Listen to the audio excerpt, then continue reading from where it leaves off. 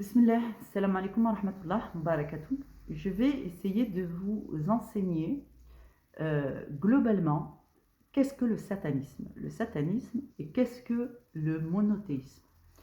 Alors, donc le monde se divise en deux grandes catégories.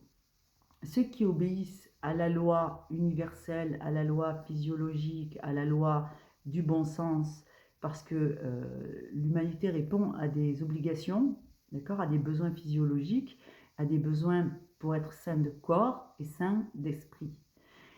Pour pouvoir être sain de corps et sain d'esprit, Dieu a donné le mode d'emploi de l'existence aux hommes, afin qu'ils puissent rester sains de corps et d'esprit individuellement, et de pouvoir s'organiser dans une société qui reste saine et qui n'amène pas les gens à tomber malades de dépression ou d'autres choses, qui ne génère pas d'injustice, qui ne promeut pas l'inégalité sociale, donc, et qui prend soin de ses malades et qui fonctionne sur la cohésion.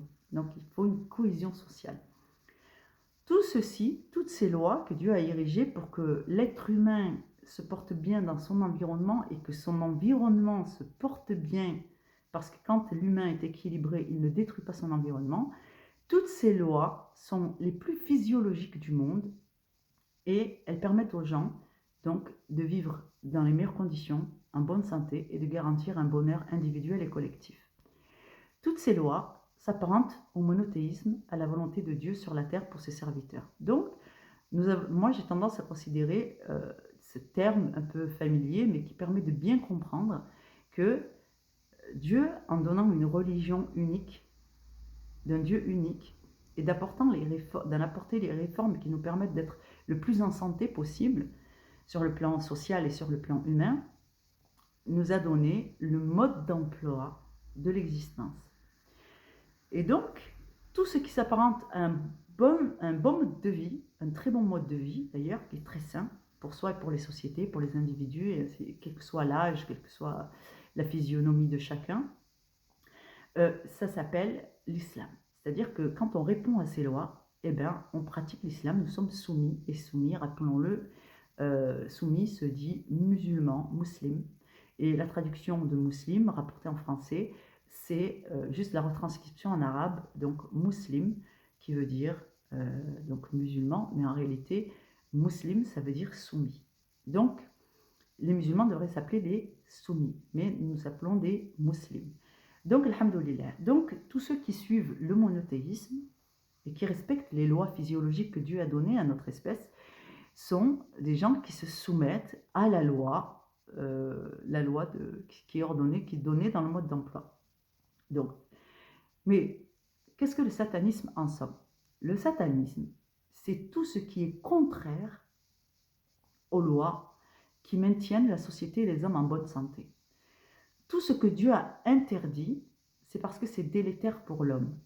Et quand Dieu interdit des choses qui semblent ne pas être risquées, c'est parce qu'en réalité, ce n'est juste que la première marche d'une pente extrêmement glissante. C'est comme si je te disais, je t'interdis de marcher au bord de la falaise. Donc, quand tu vas au train, prendre ton train, il y a une ligne qui sépare la bordure du quai, on te dit, il est interdit de franchir la ligne qui vous sépare de la bordure du quai.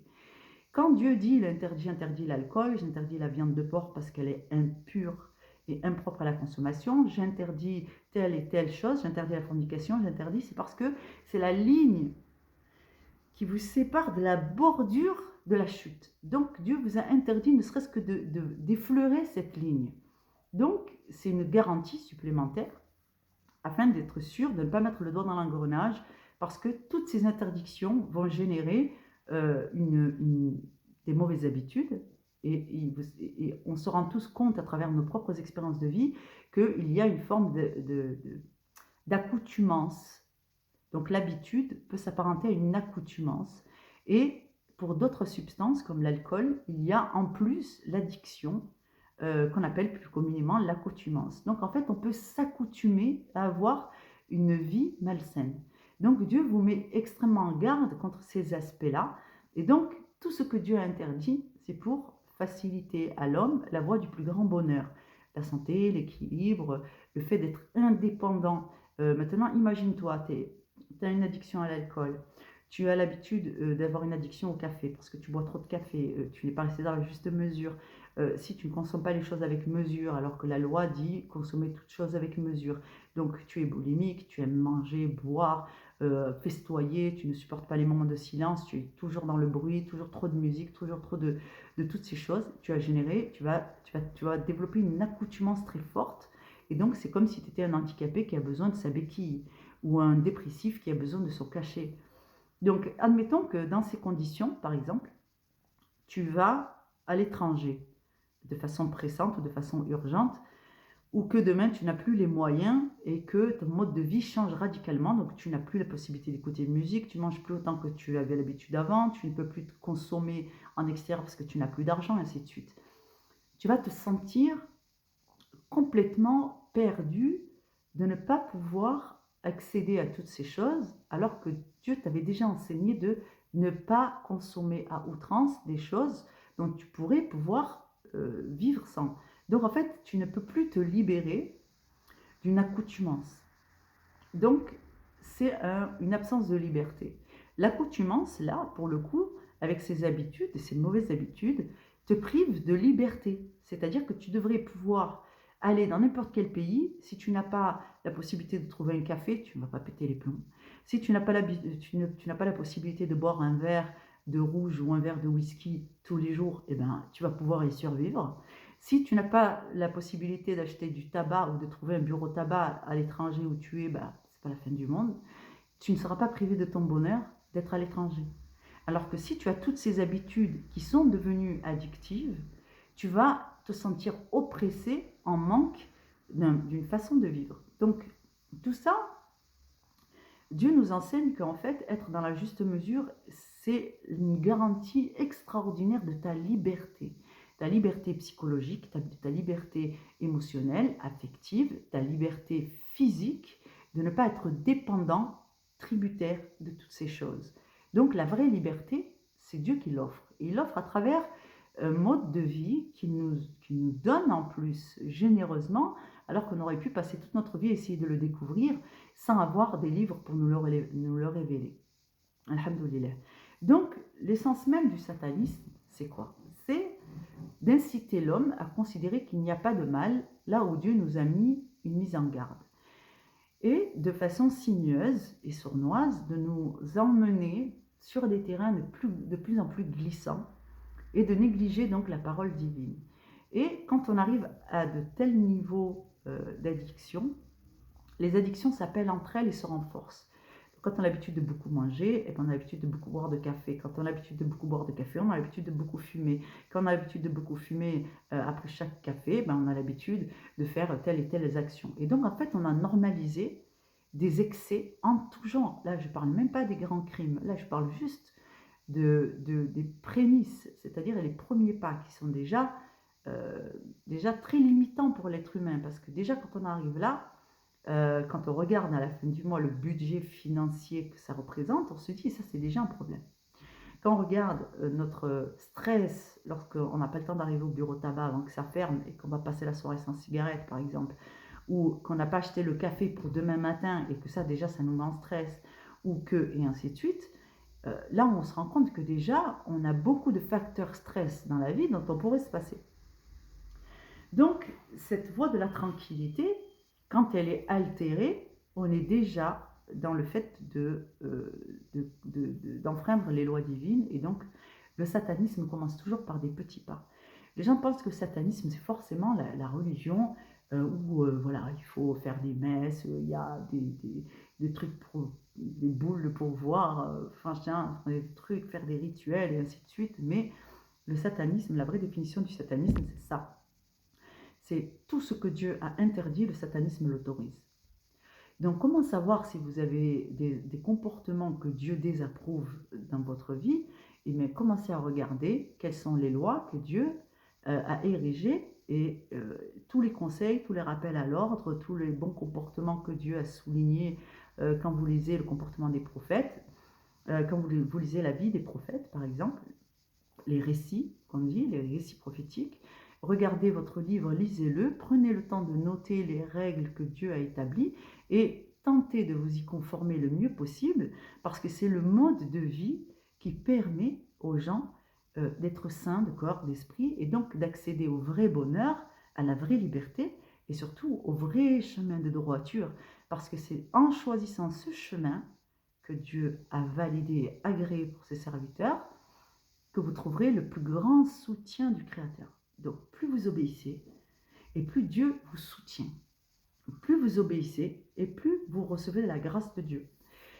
Donc, tout ça pour dire que le prémisse, donc, comment te dire, la grille de lecture pour savoir ce qui est satanique ou ce qui n'est pas satanique, c'est est-ce que ceci, comment te dire, des sociétés modernes valident et cautionnent ce que Dieu a interdit et se mettent à interdire ce que Dieu a cautionné. Donc, plus il est difficile de tenir à sa religion, à la pratique, à l'obéissance de Dieu, et plus il est facile et souhaitable socialement de déroger pour être tendance, pour être dans les mœurs, pour être voilà, en phase avec son époque, et d'être dans la désobéissance de Dieu. Et donc, ça, c'est effectivement du satanisme. Et donc, vraiment, je pense qu'il va falloir, puisqu'on est rentré dans la grande période, dans l'ère, le prémisse de la fin des temps, et toutes les prophéties tendent à démontrer que, eh bien, nous y sommes, hein, ça y est, on a mis les deux pieds dans la période qui précède l'arrivée de l'Antéchrist, Gog et Magog, et donc vous connaissez les prophéties, mais en islam, nous avons exactement les mêmes, à quelques nuances près, nous avons un peu plus d'informations sur certains aspects, dans l'évangile, il y a d'autres informations, et ainsi de suite. Et comme je vous l'ai dit, il y a beaucoup de vrai dans l'évangile, il y a beaucoup de vrai dans la Torah, il y a aussi du faux malheureusement. Et dans le Coran, Dieu ne nous a pas tout donné, il nous a donné une immense partie, en tout cas suffisamment pour savoir qu'il est temps de se préparer, il est temps de renforcer nos liens intercommunautaires entre monothéistes et de se donner les conseils qu'on a reçus et que les autres n'ont pas. Donc voilà, qu'Allah vous bénisse et si Dieu veut, Inch'Allah, nous saurons renouer les liens là où les générations juste avant nous là ont cessé. Voilà, donc il y avait, je me rappelle moi quand j'étais jeune, il y avait énormément de débats entre comment te dire, les, les rabbins, les prêtres, les imams. Il y avait énormément de débats et ces débats, on pouvait les suivre assez facilement en fait. Entre eux, voilà, ils débattaient de ce que Dieu avait révélé dans tel livre, dans quel livre, que Dieu disait ceci, et ils faisaient le tafsir, ce qu'on appelle aujourd'hui le tafsir chez nous, c'est l'exégèse. Et donc, chacun d'entre eux, dans sa spécialité, apportait un verset de Dieu et en faisait l'exégèse. Et c'était très intéressant et surtout de voir comment nos guides spirituels donc parlaient entre eux avec le plus grand respect et tout en ayant apportant chacun eux leurs arguments pour défendre leur livre de vérité. Et je peux vous garantir que c'était assez beau à voir en fait cette solidarité. Il y avait de l'affection entre eux, de la bonté et énormément de respect, bien que même s'ils avaient des divergences, eh bien jamais on les a vus se manquer de respect. C'est absolument, c'est ça le bon comportement selon les attentes du Créateur. Enfin, j'espère qu'on va réussir à s'entendre, Inch'Allah, et je vous souhaite de me suivre sur ma chaîne.